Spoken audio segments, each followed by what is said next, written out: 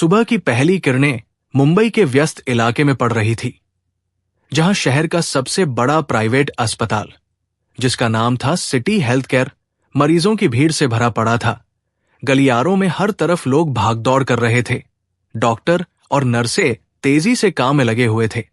मरीजों की कराहें और दवाइयों की महक हवा में घुली हुई थी। और ठीक उसी भीड़ के बीच में एक दुबली-पतली, बीमार लगती बुजुर्ग औरत, जिसका नाम था कमला देवी, लड़खड़ाते कदमों से अस्पताल के गेट से अंदर घुस रही थी। उसके चेहरे पर थकान की गहरी लकीरें थी। शरीर पर गरीबी का बोझ साफ नजर आ रहा था। कपड़े पुराने और फटे हुए थे, हाथ कांप रहे थे, आंखों में डर की छाया थी, लेकिन साथ ही एक छोटी सी उम्मीद की चमक भी थी। कमला देवी ने जैसे तैसे डॉक्टर के पास पहुंचकर गुहार लगाई, बेटा, मुझे बहुत तेज बुखार है, सांस लेने में तकलीफ हो रही है, प्लीज जरा देख लो ना।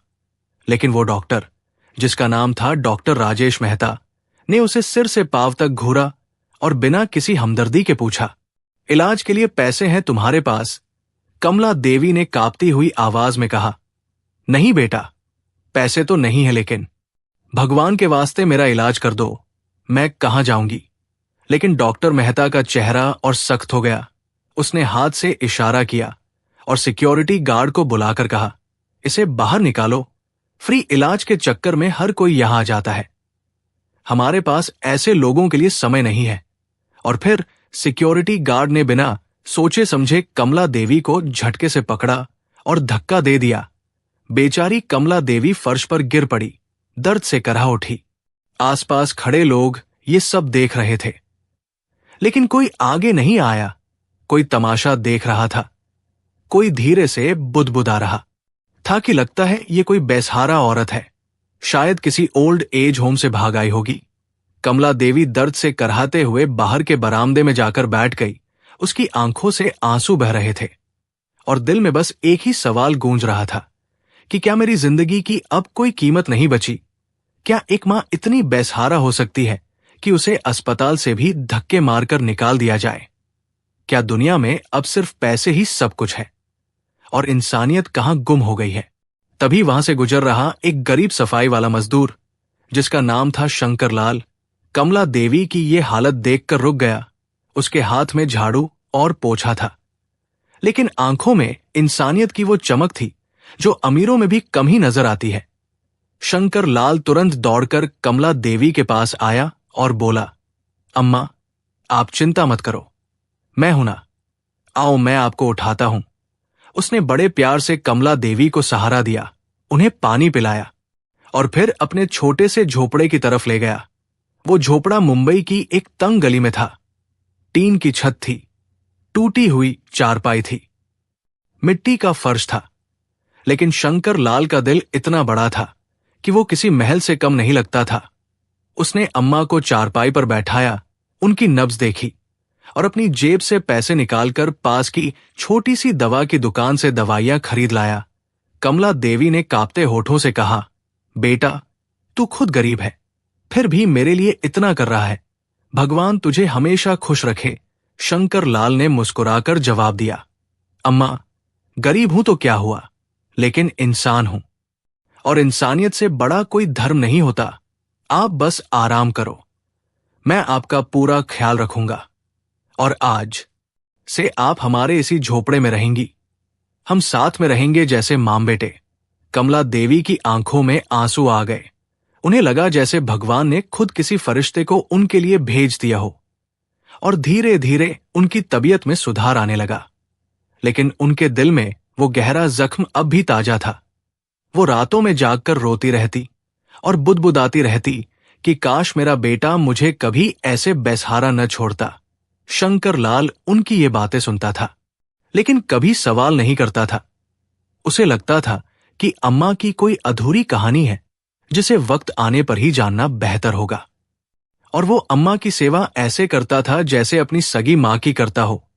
सुबह उठकर उन्हें गर्म खिचड़ी खिलाता, दवा देता, शाम को उनके पास बैठकर उनका हालचाल पूछता और उनके चेहरे पर मुस्कान लाने के लिए छोटी छोटी बातें करता। धीरे धीरे अम्मा का चेहरा खिलने लगा। लेकिन आंखों में छिपा वो दर्द अब भी साफ दिखाई देता था, जैसे कोई पुरानी याद उन्हें अंदर ही अंदर खाई जा रही हो। एक शाम शंकर लाल ने हिम्मत जुटाकर धीरे से पूछ ही लिया, अम्मा, आप अकेली क्यों हैं? क्या आपके कोई अपने नहीं हैं जो आपकी देखभाल करें? कमला देवी ने कुछ पल चुप्पी साध ली, फिर उनकी आंखों से आंसू ढलक पड़े और कांपती आवाज में बोली, बेटा, मेरे अपने ही अब मेरे लिए पराये हो गए हैं, और यही सबसे बड़ा दुख है जो रात दिन मुझे सताता है। शंकर लाल ने बड़ी हमदर्दी से पूछा, अम्मा, जरा बताओ तो कैसे हुआ ये सब? शायद आपका मन हल्का हो जाए और मुझे भी पता चले कि दुनिया में ऐसे दुख भी होते हैं।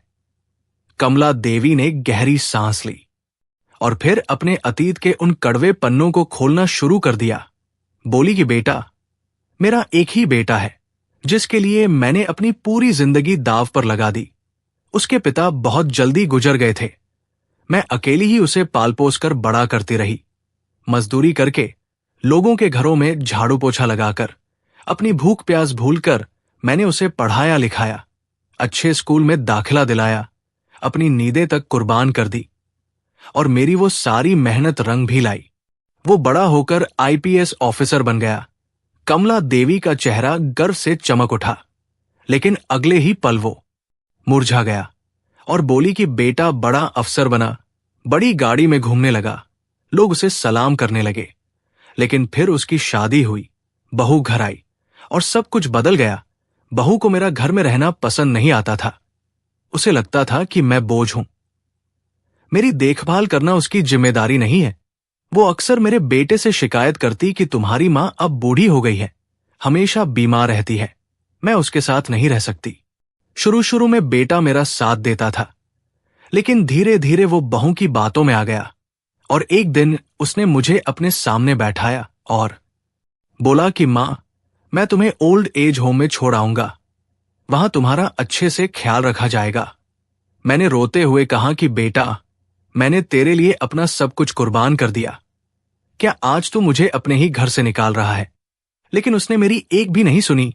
अगले ही दिन मुझे गाड़ी में बैठाकर ओल्ड एज होम छोड़ आया और कमला देवी फूट फूट कर रोने लगी। शंकर लाल के दिल पर जैसे किसी ने चाकू घूम दिया हो। उसने अम्मा के कांपते हाथ थामे और बोला कि अम्मा, ये कैसी नाइंसाफी है जिस मां ने बेटे को पालने में अपनी पूरी जिंदगी लगा दी, वही बेटा आज आपको ओल्ड एज होम छोड़ आया। कमला देवी ने आंसुओं से भीगी आंखें पोंछते हुए कहा कि हाँ बेटा, यही कड़वा सच है। मैंने सोचा था कि मेरी बुढ़ापे की लाठी मेरा बेटा बनेगा, लेकिन उसने तो मुझे बोझ समझ लिया। ओल्ड एज होम में मैं रह तो रही थी, लेकिन वहां दिल घुटता था। हर पल लगता था जैसे जिंदगी का कोई मतलब नहीं बचा, और जब बीमार पड़ी तो सोचा अस्पताल में इलाज हो जाएगा, लेकिन वहां से भी धक्के मारकर निकाल दिया गया। अब शंकर लाल की आंखें भी लाल हो गई। उसने ठान लिया कि अब ये अम्मा कभी अकेली नहीं रहेंगी, और मन ही मन कसम खाई कि जब तक मेरी सांस चलेगी मैं आपका सहारा बनूंगा। अम्मा ने उसके सिर पर हाथ फेरा और कहा कि बेटा, तूने आज मुझे अपना कर वो दिया है जो मेरे अपने ने छीन लिया। भगवान तुझे हमेशा सुखी रखे। और उस रात झोपड़े में अम्मा ने पहली बार चैन की सांस ली। उन्हें लगा कि उनका दर्द का बोझ अब हल्का हो गया है। लेकिन शंकर लाल के दिल में यह बात गहराई तक उतर गई कि कैसे एक मां जिसने आईपीएस बेटा बनाया आज बेसहारा होकर सड़कों पर धक्के खा रही है। और क्या दुनिया में ऐसे बेटे भी होते हैं जो अपनी मां को भूल जाते हैं? लेकिन दोस्तों, वक्त का पहिया कभी रुकता नहीं है। वो घूमता है और कभी कभी ऐसे मोड़ लेता है कि जिंदगी की पूरी तस्वीर बदल जाती है। और मुंबई की उन्हीं व्यस्त सड़कों पर, जहां लोग अपने कामों में भागदौड़ कर रहे थे, एक दिन बड़ा कार्यक्रम होने वाला था। वो था शहर के स्वच्छता अभियान का उद्घाटन, जहां मुंबई के बड़े बड़े लोग, पत्रकार, नेता और आम नागरिक इकट्ठा हुए थे। मंच पर मुख्य अतिथि के रूप में बुलाया गया था आईपीएस अधिकारी विक्रम सिंह को। विक्रम सिंह साफ सुथरी वर्दी पहने मंच पर पहुंचा। सलामियों की गड़गड़ाहट, गूंज उठी। पत्रकारों ने कैमरे चला दिए, भीड़ ने तालियां बजाई और विक्रम सिंह गर्व से भाषण देने लगा कि हम सबको मिलकर समाज से गंदगी मिटानी होगी। हमें गरीबों और बेसहारा लोगों की मदद करनी चाहिए। यह हमारा सबसे बड़ा कर्तव्य है, क्योंकि इंसानियत इसी में बसती है। भीड़ तालियों से गूंज उठी। हर कोई प्रभावित हो रहा था। लेकिन उसी भीड़ के बीच में बैठी एक बुजुर्ग औरत की आंखों से आंसू छलक पड़े।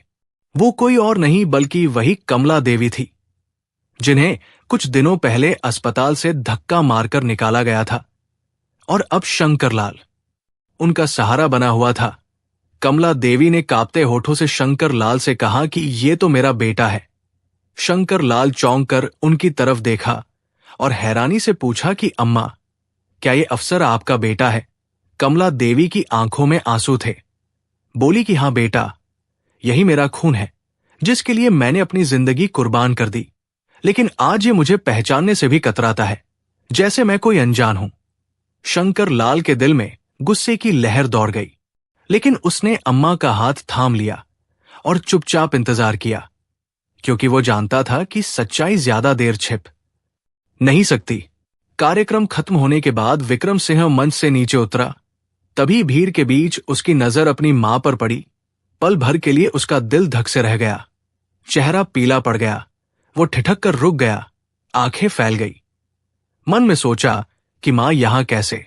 ये तो नामुमकिन है। लेकिन कमला देवी खड़ी थी। उनकी आंखों से आंसू बह रहे थे। उन्होंने थरथराती आवाज में कहा कि बेटा, क्या आज भी तू मुझे देखकर अनजान बनेगा, जैसे मैं तेरी मां नहीं हूं? भीड़ का शोर अचानक सन्नाटे में बदल गया। सबकी नजरें विक्रम सिंह और कमला देवी पर टिक गई। पत्रकार कैमरे लेकर भागे और फोटो खींचने लगे। विक्रम सिंह के चेहरे पर शर्म की लालिमा दौड़ गई। उसके कानों में मां की आवाज गूंज रही थी कि बेटा, मैं तेरी मां हूं। वही मां जिसने तुझे जन्म दिया, पाल पोस कर बड़ा किया, अपनी भूख प्यास भूलकर तुझे पढ़ाया लिखाया और तुझे आज इस वर्दी तक पहुंचाया। लेकिन तूने मुझे ओल्ड एज होम में छोड़ दिया, जैसे मैं कोई बोझ हूं। भीड़ में फुसफुसाहट शुरू हो गई कि क्या यह सच है? एक आईपीएस अफसर ने अपनी मां को ओल्ड एज होम में छोड़ दिया। यह कैसे हो सकता है? विक्रम सिंह की पत्नी, जिसका नाम था प्रिया सिन्हा, भीड़ में खड़ी थी। उसका चेहरा शर्म से झुका हुआ था। लोग उसे घूर घूर कर देख रहे थे, जैसे वो भी इस गुनाह में शामिल हो। और फिर शंकर लाल आगे बढ़ा और जोर से बोला कि हाँ, यही कड़वा सच है। जिस मां ने अपना सब कुछ कुर्बान करके इस बेटे को आईपीएस बनाया, उसी मां को इसने अपनी बहू के कहने पर ओल्ड एज होम में छोड़ दिया। और अगर मैंने उस दिन अम्मा को अस्पताल के बाहर से उठाकर अपने झोपड़े में न ले जाता, तो शायद आज वो जिंदा भी न होती, क्योंकि कोई उनका ख्याल रखने वाला नहीं था। शंकर लाल की आवाज में सच्चाई का वो दम था जो हर किसी को चुप करा दे। विक्रम सिंह के कदम लड़खड़ाने लगे। उसके दिल पर जैसे पहाड़ रख दिया गया हो। भीड़ की फुसफुसाहट अब जोरदार सवालों में बदल चुकी थी। पत्रकारों के कैमरे लगातार चल रहे थे और विक्रम सिंह अपनी मां की तरफ दौड़ा और उनके पैरों में गिर गया। आंसुओं से उसकी वर्दी भीग गई। बोला कि मां, मुझे माफ कर दो, मैं बहुत बड़ा गुनहगार हूं। मैंने पत्नी की बातों में आकर सबसे बड़ा पाप किया। मुझे उस दिन आपको ओल्ड एज होम नहीं छोड़ना चाहिए था। मैं अंधा हो गया था। कमला देवी ने कांपते हाथों से बेटे का सिर उठाया और कहा कि बेटा, तुझे माफ कर दूंगी, लेकिन याद रखना, मां बाप को ठुकराने वाला कभी सुखी नहीं रह सकता। मेरी पीड़ा तुझे जिंदगी भर याद रहेगी, ताकि तू कभी किसी और के साथ ऐसा न करे। भीड़ की आंखें नम हो गई। शंकर लाल के चेहरे पर भी आंसू थे, लेकिन उसके दिल में संतोष था कि सच्चाई आखिरकार सामने आ गई और अब असली परीक्षा शुरू होने वाली थी। क्योंकि माफी मांगना आसान है, लेकिन गलती सुधारना मुश्किल। उस कार्यक्रम का वो दिन विक्रम सिंह की जिंदगी का सबसे कड़वा और सबसे बड़ा सबक बन गया, जहां वो मंच पर खड़े होकर समाज को इंसानियत और सेवा का पाठ पढ़ा रहा था। लेकिन उसकी अपनी मां की पीड़ा ने उसके चेहरे से सारा नकाब उतार दिया और हर कोई देख रहा था कि कैसे एक बड़ा अफसर भी अंदर से कितना कमजोर हो सकता है। मां के पैरों में गिरकर माफी मांगने के बाद विक्रम सिंह देर तक वहीं बैठा रहा। उसकी वर्दी पर धूल लग चुकी थी। आंखों से आंसू रुकने का नाम नहीं ले रहे थे। भीड़ खामोशी से देख रही थी। कुछ लोग भावुक होकर रो रहे थे। कुछ ने सिर हिलाते हुए कहा कि आज ये अफसर ही नहीं बल्कि एक बेटा भी टूटा है और उसे अपनी गलती का एहसास हो गया है। विक्रम सिंह ने अपनी मां को बड़े प्यार से उठाया और झुककर कहा कि मां, आज से आप कहीं और नहीं जाएंगी। मैं आपको अपने घर ले जाऊंगा और जो गलती मैंने की है उसे इंसानियत की सेवा करके सुधारूंगा ताकि मेरी आत्मा को चैन मिले। उसकी पत्नी प्रिया चुपचाप खड़ी थी। उसकी आंखें शर्म से झुकी हुई थी। जब सबकी नजरें उस पर पड़ी तो वो खुद रोते हुए बोली कि मां जी, मुझे माफ कर दीजिए। मेरी जिद और गलत सोच की वजह से ही ये सब हुआ। मैंने आपको बोझ समझा, जबकि आप तो घर की बरकत थी। आपकी वजह से ही सब कुछ था। कमला देवी ने भारी मन से कहा कि बहू, अब ये गलती दोबारा मत करना। माँ बाप कभी बोझ नहीं होते। अगर उन्हें छोड़ दिया जाता है तो घर से बरकत चली जाती है और जिंदगी सूनी हो जाती है। विक्रम सिंह की आंखों में पछतावे की आग जल रही थी। उस रात वो घर नहीं गया, बल्कि मां और शंकर लाल दोनों को साथ लेकर अपने सरकारी क्वार्टर में ले गया। बार बार मां का हाथ पकड़कर कहता कि मां, अब मैं आपकी सेवा करके ही चैन पाऊंगा। मैं चाहता हूं कि मेरी ये गलती समाज के हर उस बेटे तक पहुंचे जो अपने मां बाप को बोझ समझते हैं और उन्हें अकेला छोड़ देते हैं। कमला देवी चुप थी। उनकी आंखों से आंसू बह रहे थे, लेकिन दिल में संतोष था कि बेटा आखिरकार जाग गया और अब वो सही रास्ते पर आ गया है, जहां से कोई पीछे मुड़ नहीं सकता। अगले ही दिन विक्रम सिंह ने एक बड़ी प्रेस कॉन्फ्रेंस बुलाई, जहां मीडिया वाले जुटे। पत्रकारों ने कैमरे लगाए और विक्रम सिन्हा मंच पर आया। सीधे सीधे बोला कि आज मैं एक आईपीएस अधिकारी नहीं, बल्कि एक गुनहगार बेटा बनकर आपके सामने खड़ा हूं। मैंने अपनी मां को पत्नी के दबाव में आकर ओल्ड एज होम छोड़ दिया। ये मेरे जीवन की सबसे बड़ी गलती थी। मां ने मुझे जन्म दिया, पाला, पढ़ाया और आईपीएस बनाया, लेकिन मैंने ही उन्हें बेसहारा छोड़ दिया। इसके लिए मैं अपनी मां से, समाज से और भगवान से माफी मांगता हूं और वादा करता हूं कि अब ऐसा कभी नहीं होगा। पूरा हॉल खामोश हो गया। कई लोगों की आंखें भर आई, क्योंकि ये बात हर किसी के दिल को छू रही थी। फिर विक्रम सिंह ने ऐलान किया कि आज से मैं अपनी मां को घर ले जा रहा हूं और साथ ही मैं एक एनजीओ शुरू करने जा रहा हूं, जिसका नाम होगा मां का आशीर्वाद। इसमें हर बेसहारा मां बाप, हर भूखा गरीब और हर बेघर इंसान को सहारा मिलेगा। कोई भी मां बाप सड़कों पर धक्के खाते नजर नहीं आएंगे, बल्कि उन्हें सम्मान और प्यार मिलेगा। लोगों ने तालियां बजाई। पत्रकारों ने उसकी बातों को सुर्खियां बना दी। लेकिन विक्रम सिन्हा यहीं नहीं रुका। उसने शंकर लाल की तरफ इशारा करते हुए कहा कि और इस एनजीओ का नेतृत्व मैं खुद नहीं करूंगा, बल्कि वो इंसान करेगा जिसने मेरी मां को तब सहारा दिया जब मैंने उन्हें ठुकरा दिया था। मैं सफाई वाले भाई शंकर लाल को एनजीओ का हेड घोषित करता हूं, क्योंकि वो इंसानियत का असली चेहरा है। भीड़ तालियों से गूंज उठी। शंकर लाल की आंखों से आंसू बह निकले। उसने हाथ जोड़कर कहा कि साहब, मैं तो एक छोटा सा आदमी हूं, लेकिन अगर इंसानियत की सेवा का मौका मिलेगा तो ये मेरे लिए भगवान का आदेश होगा। मैं पूरी जी जान से ये काम करूंगा। कमला देवी ने बेटे और शंकर लाल दोनों को गले से लगा लिया और उस पल वहां खड़े हर इंसान ने महसूस किया कि इंसानियत का असली रूप यही है। गलतियों को स्वीकारना, मां बाप को अपनाना और गरीबों को सम्मान देना, क्योंकि यही जिंदगी का असली मकसद है। कुछ ही दिनों में विक्रम सिन्हा के नए एनजीओ मां का आशीर्वाद की चर्चा पूरे मुंबई में फैल गई। अखबारों की सुर्खियां थी कि आईपीएस अफसर ने अपनी गलती मानी, बेसहारा मां बाप के लिए खोला सहारा का दरवाजा, और शहर के बड़े बड़े लोग, छोटे दुकानदार, कॉलेज के छात्र और यहां तक कि आम रिक्शा वाले भी आगे आकर मदद करने लगे। कोई राशन लाता, कोई पैसे देता, तो कोई आकर सेवा करने लगता, जैसे पूरा शहर एक परिवार बन गया हो। धीरे धीरे एनजीओ का पहला केंद्र खुल गया। वहां एक बड़ा हॉल था जहां बेसहारा माँ बाप आराम से रह सकते थे।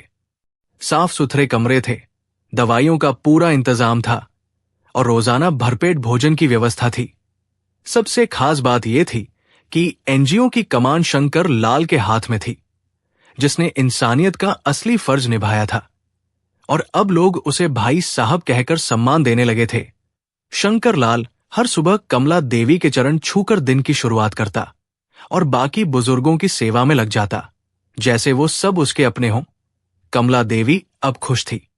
उनकी आंखों में संतोष था कि बेटा अपनी गलती सुधार चुका है और शंकर लाल जैसा नेक दिल इंसान अब सैकड़ों माँ बाप का सहारा बन रहा है। एक दिन कमला देवी ने आंसू भरी आंखों से बेटे से कहा कि विक्रम, तूने अपनी गलती मान ली, यही तेरी सबसे बड़ी जीत है। भगवान तुझे और तेरे इस कदम को आशीर्वाद देंगे। विक्रम सिंह ने मां के पैर छुए और बोला कि मां, अगर मैं आपको खो देता तो शायद जिंदगी भर चैन से जी नहीं पाता। अब मेरी पूरी कमाई, मेरा पूरा पद और मेरी ताकत गरीबों और बेसहारों की सेवा में लगेगी, क्योंकि यही मेरी सच्ची ड्यूटी है। धीरे धीरे एनजीओ का दायरा बढ़ता गया। दूर दराज से बेसहारा माँ बाप वहां आने लगे, जिनके पास रहने का ठिकाना नहीं था। एक छत मिली। जिनके पास खाना नहीं था, उन्हें भरपेट भोजन मिला। जो अकेलेपन से टूट चुके थे, उन्हें नया परिवार मिल गया और लोग कहते थे कि ये जगह किसी आश्रम से ज्यादा एक सच्चे घर जैसी है, जहां बूढ़े माँ बाप को सम्मान मिलता है, जिन्हें उनके अपने बेटे ने ठुकरा दिया था। विक्रम सिंह अक्सर वहां आकर बुजुर्गों से मिलता, उनका हालचाल पूछता और शंकर लाल को गले लगाकर कहता कि अगर उस दिन तूने मेरी मां को सहारा न दिया होता तो शायद मैं कभी इंसानियत का असली रूप न देख पाता। आज ये सब तेरी वजह से मुमकिन हुआ है। शंकर लाल विनम्रता से मुस्कुराता और कहता कि साहब, मैंने कुछ नहीं किया, ये तो मेरा फर्ज था। भगवान ने मुझे मौका दिया कि मैं एक मां की सेवा कर सकूं। असली फर्ज तो आपका है। आपने इस काम को इतना बड़ा बना दिया और समाज के लिए ये एनजीओ एक मिसाल बन गया। वहां से हर दिन दुआएं निकलती, बुजुर्गों के चेहरों पर मुस्कान लौट आई और कमला देवी का चेहरा अब चमकने लगा, क्योंकि उन्हें अपना बेटा वापस मिल गया था और साथ में सैकड़ों नए बेटे बेटियां भी, जैसे जिंदगी ने उन्हें नया जीवन दे दिया हो। एक दिन एनजीओ के एक बड़े कार्यक्रम में विक्रम सिंह ने जनता से कहा कि दोस्तों, माँ बाप को बोझ समझना सबसे बड़ा पाप है। अगर आप उन्हें छोड़ देंगे तो कभी चैन नहीं मिलेगा। मैंने अपनी गलती से सीखा है कि माँ बाप को ठुकराने वाला हमेशा अंदर से खाली रह जाता है, लेकिन उनकी सेवा करने वाला इंसानियत का असली सपूत कहलाता है और दुनिया उसे हमेशा याद रखती है। कमला देवी ने बेटे और शंकर लाल दोनों का हाथ पकड़कर कहा कि याद रखना, इंसान की असली इज्जत पैसे या पद से नहीं होती, बल्कि दूसरों की सेवा और नेकी से होती है, क्योंकि यही वो चीज है जो मौत के बाद भी साथ जाती है। भीड़ तालियों से गूंज उठी, हर किसी की आंखें नम थी, लेकिन दिल में इंसानियत की लौ जल चुकी थी और ये लौ कभी बुझने वाली नहीं थी।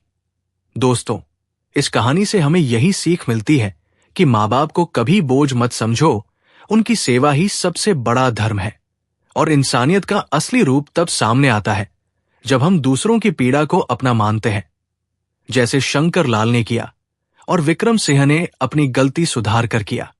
क्योंकि गलतियां हर कोई करता है, लेकिन उन्हें मानकर सुधारने वाला ही सच्चा इंसान होता है।